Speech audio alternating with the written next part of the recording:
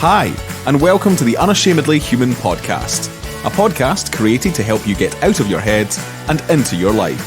That is, if you want to have more fun, freedom, happiness, peace of mind, and success whilst squeezing the juice out of every area of your life. Join Jackie Ford every Thursday and listen in to her warm Scottish tones, wise heart, and wonderful sense of humour as she interviews guests and discusses what it means to be unashamedly human.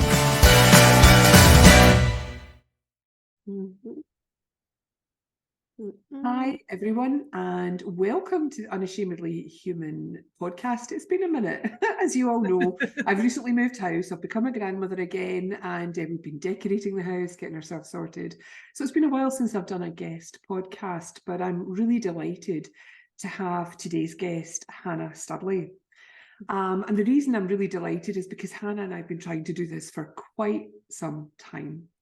And we're delighted that we've actually got a chance to talk through a recent novel that Chana has written that she kindly asked me to do a review on, that kind of blew my socks away, because it's a topic and a subject that is incredibly important for us to see and understand, and especially from a principal's perspective. So Chana, welcome to the Unashamedly Human podcast.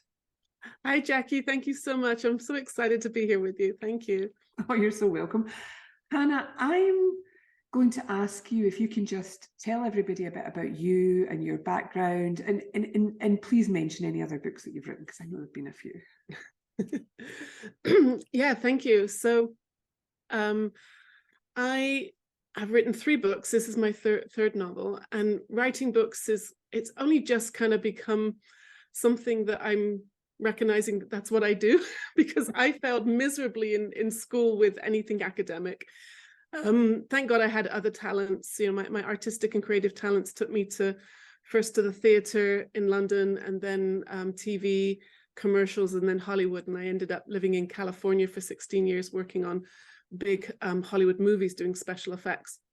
So I thank God I was always successful, but with my creative talents. And I was always coaching and counseling people. Since college, I trained with Manchester Rape Crisis Centre back in the early 80s. So I was always coaching and counseling people in between projects. And, you know, folks said, oh, you should write a book, you know, you should write a book about your Hollywood experiences, or you should write a book about your trauma. I experienced a lot of trauma in my early 20s. And maybe write books about traveling. You know, I've lived on 3 different continents now. And so I had the idea of smushing it all together and writing one book. And, you know, they say everybody has one book inside of them. And then the day after I gave it to a friend to review, it was like, boom, boom, boom. You know, I had the idea for 3 or 4 more stories. And so I've written 3 of them. 4th is kind of half written right now. And I've got ideas for 5 and 6.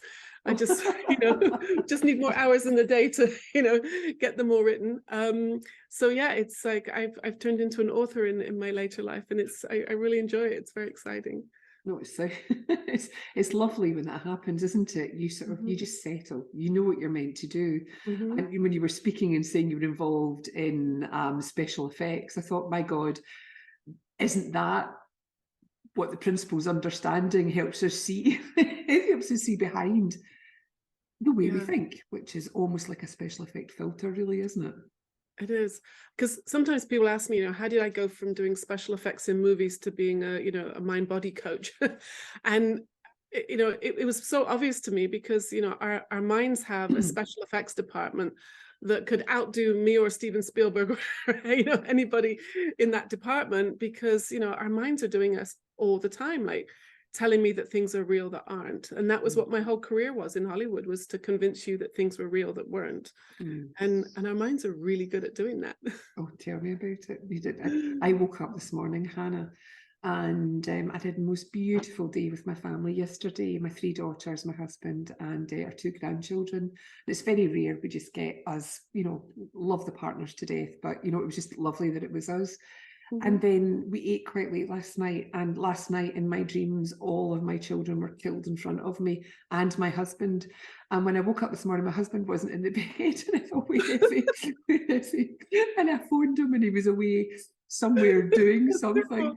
So yeah, I get it. Luckily, it was just, shouldn't eat too late. It's not good for me.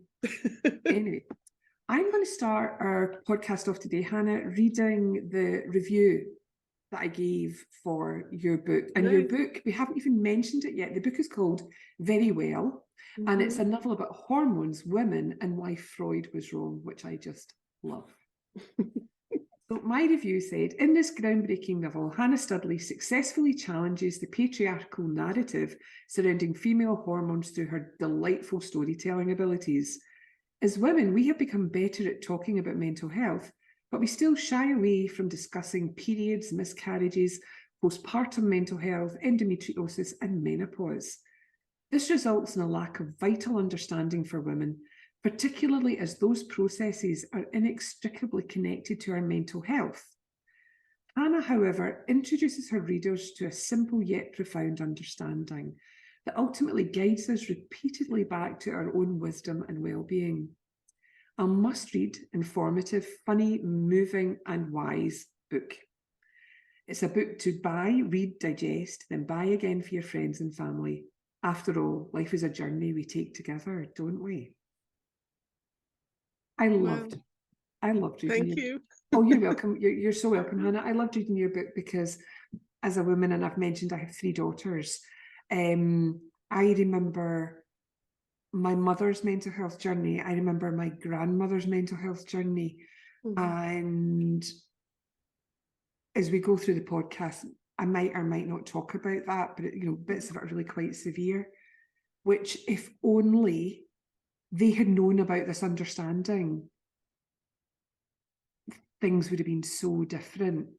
Right. And I feel very blessed and very lucky that I came across the principles 15 years ago after decades-long searches, trying to figure out how my mind works so that I didn't end up in the same mental space as both my mother and my grandmother. Right. So I feel very blessed to be able to share what I know with my girls so that they too don't fall into that space. So this book to me was a godsend that it's out there and it's helping women. And the fact that you had a mother and her daughter and everything else in between, it was just beautiful. So first of all, Hannah, can I ask you, what was your reason for wanting to write a book like this?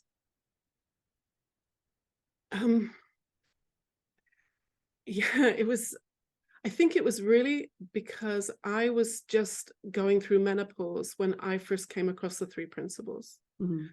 And I'd been in perimenopause for probably 10 years, which for younger women, that might sound really scary. And it kind of happened how I wrote it in the book, when I was, 10 years earlier, I remember waking up in LA and, in the middle of the night going, oh gosh, I'm the hot flush, and I didn't know what it was. So I just presumed I was getting sick, like I had fever or, the flu or something. And for 3 nights in a row, I'd wake up in the middle, like gosh, I can't believe I'm getting sick. And in the day being totally fine and not making the connection until I was at 3rd or the 4th night where I'm like, this can't be happening. Yeah, I know. And it started a journey of different symptoms, different things coming and going, and then becoming more permanent. And then another symptom would come in and become more permanent. And I don't have sisters, and my mother had passed away, and my friends, I didn't have any close friends that at the time older than me, and so I didn't really discuss it with anybody, and I just toughed it out. So. And then kind of, Helen's experience in the book is kind of based on that journey. So when I came across the 3 principles, I was just, at my wit's end with it. It wasn't just, finding a jar of mayonnaise in the freezer kind of stuff or but like, or I remember, sometimes, a hot flush could feel like someone just put the gas stove on in your chest and, like the heat coming up the top of your head, sweat dripping off my nose, being able to, or not being able to think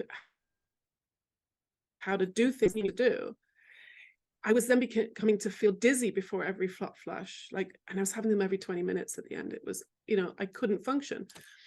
And I remember the very first 3 principles teacher that I spoke to was Dr. Mark Howard, the sweetest, kindest. Oh, delightful. Yeah. And, and I think maybe I'd read a Sid book, I'd maybe, watched some webinars or something. And Mark was very kind enough to give me a free chat. And so I said to him, but what about hormones? I remember that was one of my very first clearest memories of a question. And he was so sweet. He went, he said, no, it's your thinking as well. And I'm like, how can that be? Right. And like I kind of describe in the book, it's not that thinking is necessarily making that change in temperature or making, our bodies, fluctuate hormones. Those things are not natural and normal. But my experience of it was being created with the gift of thought. And that was kind of like the first kind of like aha moment I had of seeing the connection between mind and body.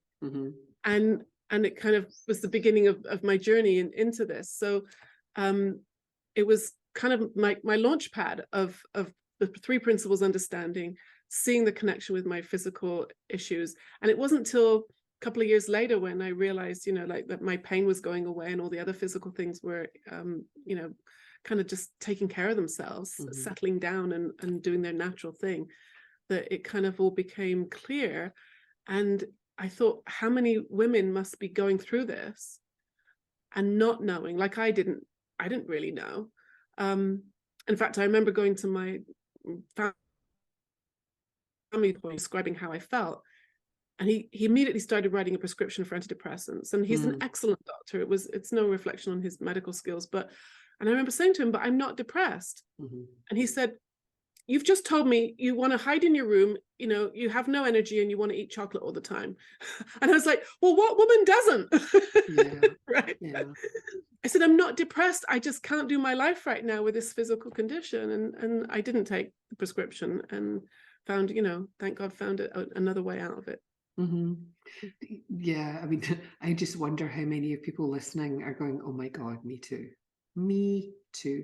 Right. Even saying what you said there about hormones, we've also got minerals in our body that when the minerals are out of whack, it can cause us to have issues with our mental health, for our state of well-being to be a wee bit lower. So that we do take our thinking more seriously. And for example, when you're craving chocolate, it tends to be a magnesium deficiency. Oh, good to know. It is, isn't it? I mean, it's just, our bodies are not meant to be sick. Our bodies are these incredible machines that tell us all the time and try to self-correct and try to self-correct, but we don't listen to them. Right. We just don't listen. And you were listening to yourself, you were listening to what your body was telling you and knowing that you were not depressed. You were not depressed. You might have been needing deep rest, but you were not depressed. Yes. Yeah. And when we go through these hormonal changes at puberty, after having children, and in menopause, it takes a lot out of us. Right. And that is tiring. But we still think we can do what we've always done. Yeah. Which is just crazy. It's crazy. So having that personal experience, Hannah, and it being kind of rebuked by both the medical profession and misunderstood by someone who, bless him, will not have the hormonal changes that we women have.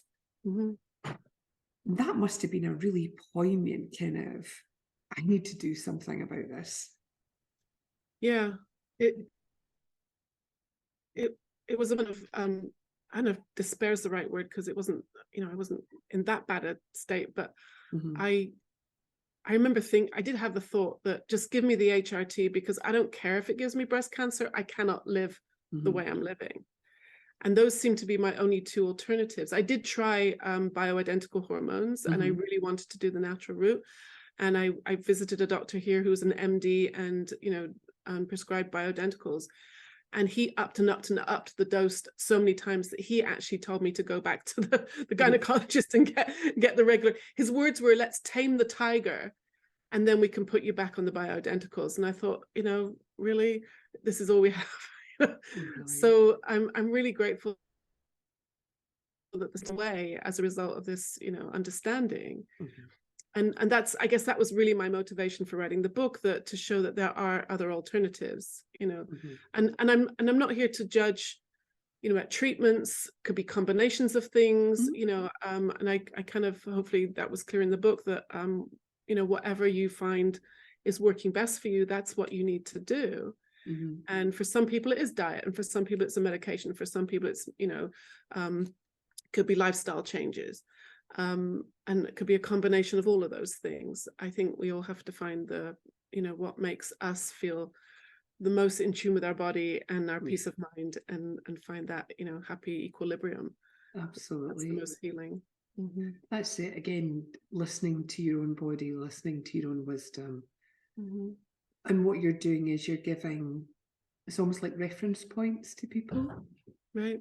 Because through your storytelling of the mother and daughter, there will be mothers who'll recognise in their daughters the experience that they had, that their parents didn't understand, their mothers didn't understand. There'll be mothers who are now grandmothers who are understanding and seeing it again through a different lens, seeing their daughters become mothers, and seeing their own hormonal journey through that, and having more grace and more kindness than perhaps their parents did at the same time. And I really do believe that the more that we understand how we work as human beings, the more unashamedly human we can become, because we're accepting. And when we're accepting, we're not fighting against something, we're not trying to change something, we're working with it. Yeah, I think that's one of the things I discovered in the research whilst I was working on the book, is how normal and natural all these cycles are. And yet, you know, we're often told that there's a malfunction or something's going wrong, that we need medication or surgery.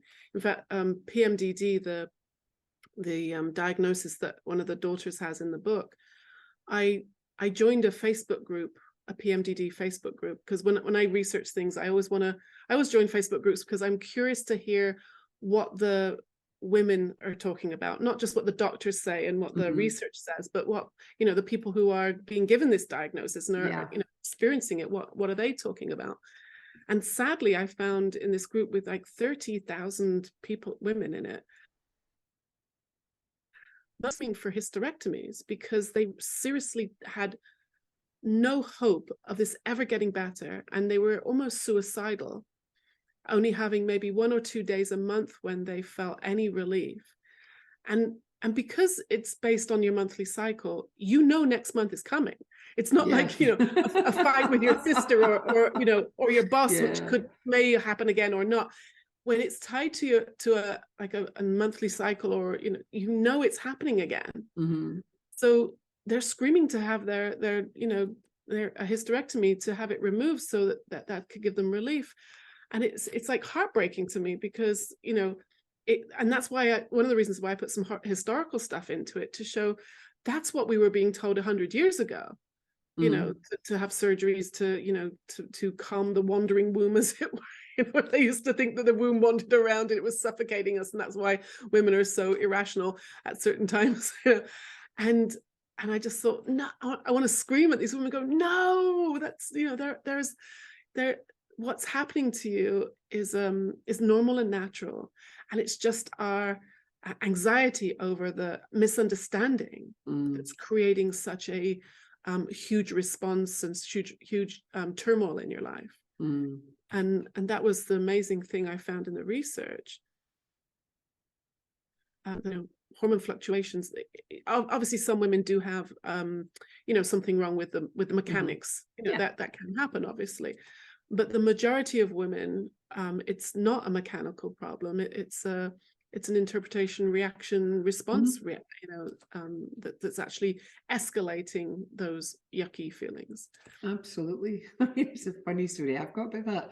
I remember I had my last child when I was 35. I started when I was 30, so I did it all quickly. And I started going into perimenopause at 37. So my journey through perimenopause was about 13 to 15 years. Wow. And I always remember I had this intense itch. It was horrible. Just it was so scratchy. They call it pruritus. That's the typical medical name for it. And it was just horrible. And I didn't know what was causing it.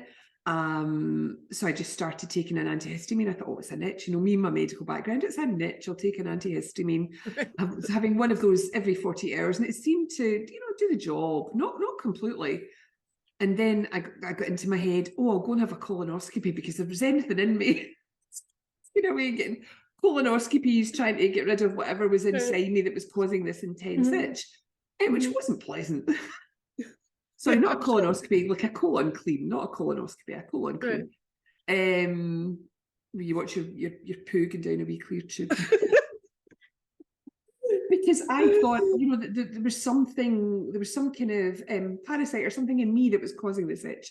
Only to find out about 8 years ago, that's part of the hormonal journey. Some women get pruritus, they get an intense itch. And my mother wasn't alive for me to talk to her about that. You know, sort of, did you get this? Is this something that happened to you? And we just don't talk about these things. I think lately people are talking about it more. We really need to talk about it more. Yeah,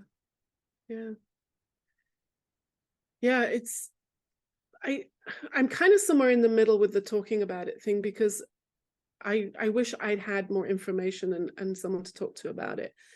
But then I always get nervous when people go the other extreme.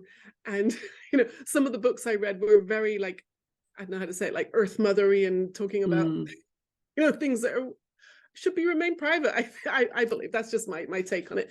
So it's finding that balance somewhere between being, you know, not being in the dark, being educated, knowing that what's happening to you is normal and natural, and that you're not ill. It's not a disease. There's nothing broken about you. And going the extreme opposite of, like, you know, everyth's out for everybody to see. You know, that I believe we need to keep some things private. You know, so it's, and that balance is really coming from, you know, common sense. I mean, I see, you know, common sense. I think common sense is a virtue that's kind of very highly underrated these days. Absolutely. Absolutely. Yeah. So no, I, again, you know, sort of what you're pointing to, and what we both understand is having this understanding as a foundational perspective means that you can hold all of these concepts and all of these ideas, whether it's a very highly intellectual way of looking at it, or a spiritual way of looking at it, or even an earth mothery, wherever that falls into, you know, when everything's out. It's like you can look at all of these concepts, and what feels right for you feels right for you. And that's all that matters, because it's about tuning in, looking inwards instead of looking outwards for all the answers. You know, to do a bit of both. You know, there's nothing wrong with, cats always do that, don't they? There's nothing wrong with any of it. It's just what feels right for you, so that you can then tune into it and live your life from that space that will help you. And instead of being frightened of your experience, you're learning to be at peace with it. Yeah. And I think that with that peace came a relief from the symptoms. Like, and not completely. I can still get a hot flush, you know, like, you know, it can still happen every now and again. But I had this amazing experience, and whilst I was writing, I was talking to one of my clients about it, and she said for her a hot flush was like a cleansing, and it was incredible in that moment. Like, it was one of those insights that doesn't have words. I just felt a shift, you know. I just felt something shift, and I didn't have a hot flush for 2 weeks afterwards. And it wasn't like I was counting, or I just remember when the next time I got one, I thought, wow, that's weird. I haven't had one in 2 weeks, when I was getting them maybe 1 or 2 a day. And 1 or 2 a day is fine. I mean, it's, you know, I can, you know, that's not a problem. And I thought, wow, how powerful, you know, an insight can be, that it can shift like that. Because I remember when I was having them, like, every, I don't know, an hour every 20 minutes at some point. In the winter, I would time getting dressed with having a hot flash in the winter. So I have to put the heating on. You can make use of it. It was kind of funny.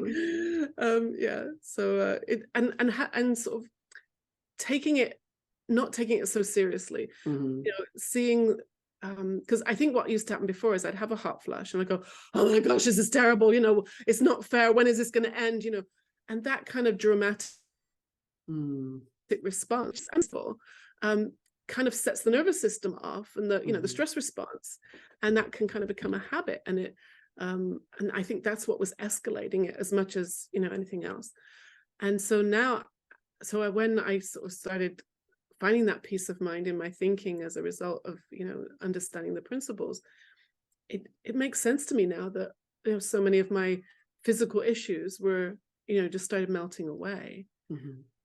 And now I see that those physical issues were all wisdom. They were all my body trying to send me a message that sadly and innocently I didn't understand. I didn't know how to read that language. So and that's a main part of my work now is I made a little meme, like one of those pictures, and it said, if you can't hear your body whisper, you'll have to listen to it scream. Absolutely. And my body was screaming at me in multiple different areas until I was able to hear it, and now it doesn't need to. Yeah, that's beautiful, Hannah. And so many people will hear that, wisdom, gentle, you're not listening. And it does, it screams, or something happens and makes you stop. Right. And reassess what's going on. I find that all the time with my clients, with myself too, Hannah, when I don't listen and they don't listen, is that it's taken out of our hands. Not that anything's ever in our hands, but we have this perception that it's in our hands, and it's fascinating to see the ways in which that happens. I recently had a client who wasn't listening, she's an executive, wasn't listening to her body telling her she needed to slow down. She's going through menopause, perimenopause as well at the moment. Wasn't listening, and she ended up having a psychotic break because before she came to me, and it was, she knew she wasn't crazy. She knew she wasn't crazy, but she knew she wasn't right. And so many women don't even listen to the fundamentals of how they should be looking after their bodies. So many women are they drink 20 cups of tea a day, or God knows how much coffee, but they don't drink water. Our bodies are composed of 60% water. We need to be hydrated. Another thing that has, an impact on our well-being, if we've been working too hard or parenting too hard, we lose touch with the spiritual side of life. So when was the last time you were in nature? When was the last time you did something for you that soothed your soul? All of these things. And I love the old Indian sort of wisdom. When did you last dance? When did you last sing? When did you last walk in nature?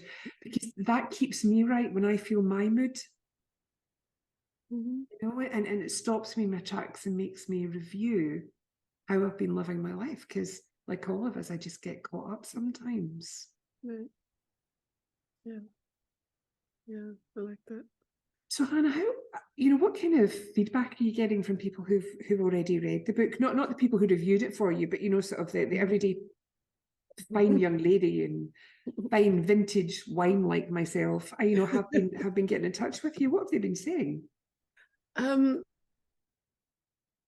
It's been great. I've had, I guess I mentioned PMDD earlier, the diagnosis of which, for anybody listening who doesn't know it, it's kind of like a PMS on steroids, is how one woman described it. And this one woman I'm thinking of, she had PMDD for many years and had tried everything.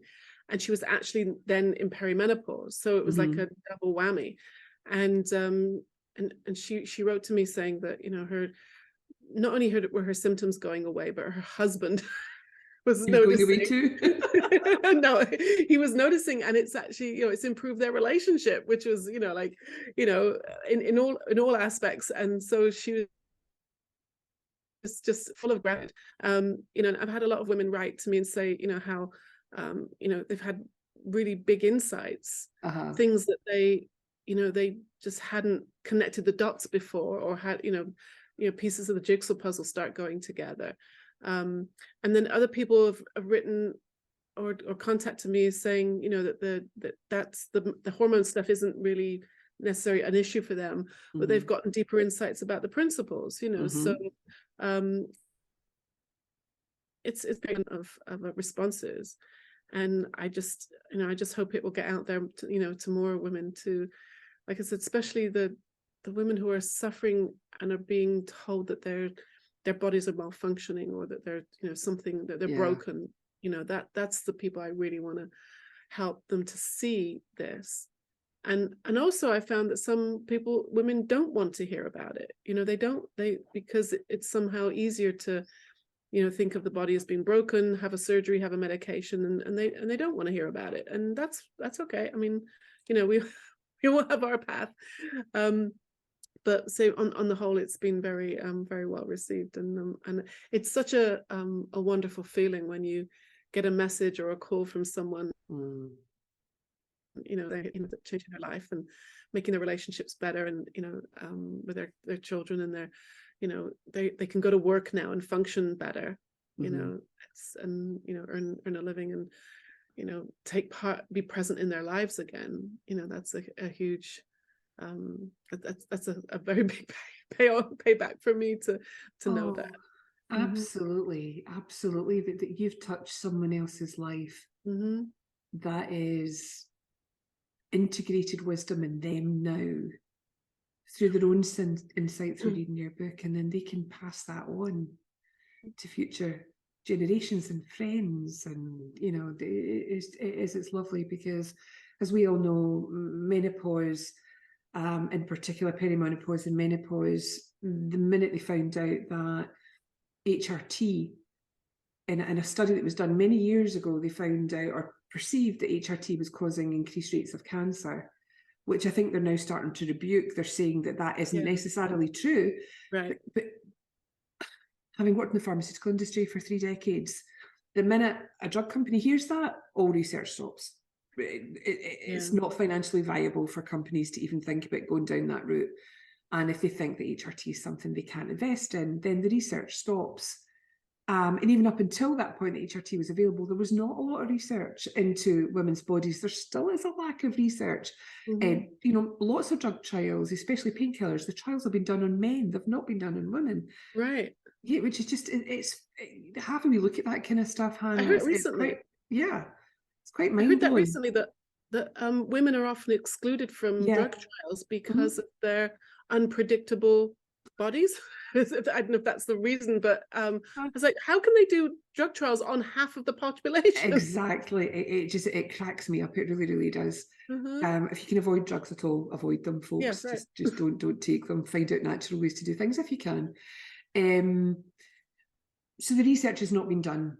And as a result of the research not being done, and as a result of only over the last couple of years, people have started talking about perimenopause, menopause, hormones, mental health, and with the rise of TikTok, the rise of Instagram and Facebook, women are just starting to understand it more and more, and starting to seek out teachers and mentors who can help them understand it more. Because as we know, it's not just about understanding it from an intellectual standpoint, it's about understanding it too from a human, biological and a spiritual standpoint, because from that perspective, knowing both your psychology and your spirituality, two sides of the same coin, as people say, you have a much more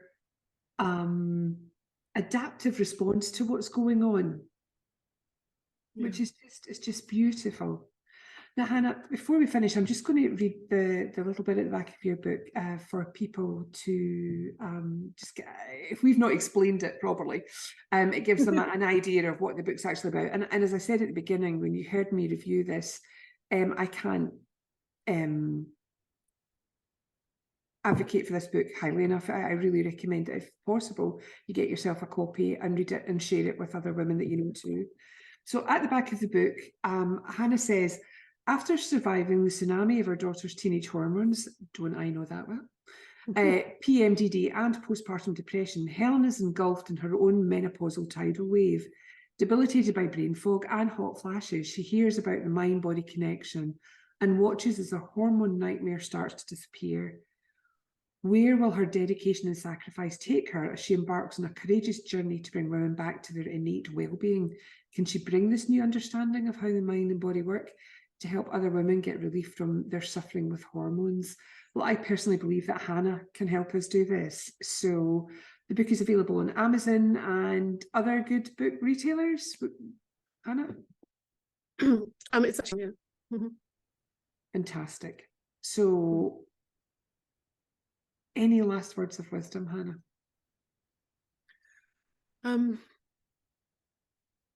I think the main message is really knowing that there's nothing wrong, that it's like I've said it a couple of times, it's normal and natural that what we go through as women, that's why it's called a cycle. It goes round and it changes, and there's the monthly cycle, there's the cycle with birth, and then one of the things I learned with menopause is our hormone levels actually go back to what they were before we were menstruating. I mean, who knew? I didn't, and so, and when I was younger, I thought there was something seriously wrong with me, and I also thought that being old was like the worst. And now, I mean, I'm postmenopausal. I'm going to be 60 in a year and a half, and I feel like I feel like I'm in my 30s. I've got so many ideas for projects I want to do, traveling. It's like life is like amazing. It really, I love it. I mean, I think back now to sitting in my doctor's office when he was, offering me antidepressants, and I feel I just couldn't remember, anything, and having such a hard time. And to see now that, everything passes, every hot flush, every low mood, every bit of brain fog, it passes, and there's a beautiful life available. And I just also want to say that a lot of women I work with have all kinds of health anxieties, and hormonal stuff kind of fits into that category. And I love what you said about it being a spiritual answer as well, because I know that when there's plenty of research to back this up, that when people have some kind of belief that there's something kind in the universe taking care of us, that when we can see that and see beyond what we're suffering in any given moment, and come back to the moment where we are actually okay, and focus on that loving kindness, that infinite wisdom, then that has carried me through and out the other side. Holding on to that grounding, that belief is like I said, all my symptoms just started to melt away. And I think it's nothing special about me or you. It's like we're all built that way. It's available for everybody. So yeah, thank you. Oh, thank you, Hannah. I have nothing more to add. That was beautiful. Thank you again, Hannah, for being a guest on the Unashamedly Human podcast. And please, if you can, get a hold of Hannah's book, read it, and let her know what you think. Let me know too. And I look forward to speaking to you all again soon. Take care. Thank you. Bye.